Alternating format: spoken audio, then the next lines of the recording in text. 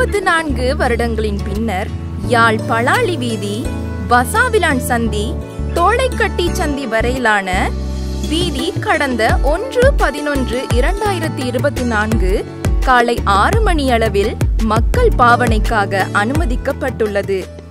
பிரதேசத்தினையும் வடமராட்சி பிரதேசத்தினையும் இணைக்கின்ற பலாலி வீதி, வசாவிலான் சந்தி, தோளைக்கட்டி சந்தி வரையிலான 1.25 கிலோமீட்டர் வீதியானது ஜனாதிபதியினுடைய வழிகாட்டலின் பிரகாரம் 34 வருடங்களின் பின்னர் மக்கள் போக்குவரத்துக்காக திறந்து வைக்கப்பட்டமையானது அனைவருக்கும் மகிழ்ச்சி அளிக்கின்ற ஒரு விடயமாகும். எங்களுடைய இந்த வயவலான் கிராமத்துக்குரிய பிரதான வீதியாக பலாலி யாழ்ப்பாணம் வீதியையும் அங்கிருந்து அச்சிவலிக்கு திரும்பி போகின்ற வீதியையும் 34 வருடங்களுக்கு பிறகு விடுவித்ததுக்கு வயவலான் மக்கள் சார்பில் மிகவும் நன்றிகளையும் எங்களுடைய கௌரவ ஜனாதிபதி அவர்களுக்கு தெரிவித்துக் கொள்கின்றோம்.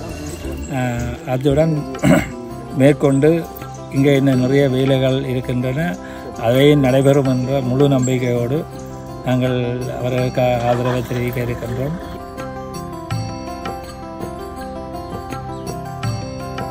இதன் மூலம் அச்சுவேலி, ஒட்டகப்புலம், பலாலி தெற்கு ஆகிய பிரதேசங்களைச் சேர்ந்த மாணவர்கள் யாழ் வசாவிலான் மத்திய கல்லூரிக்கு செல்வது மிகவும் இலகுவாக்கப்பட்டதுடன் பொதுமக்கள் யாழ் நகர் உட்பட ஏனைய பிரதேசங்களுக்கு செல்வது, குறும்பசிட்டி, கட்டுவன், வழி தெற்கு பிரதேச மக்கள் அச்சுவேலி, வடமராட்சி போன்ற பிரதேசங்களுக்கு செல்வது போன்றவை இலகுவாக உள்ளது.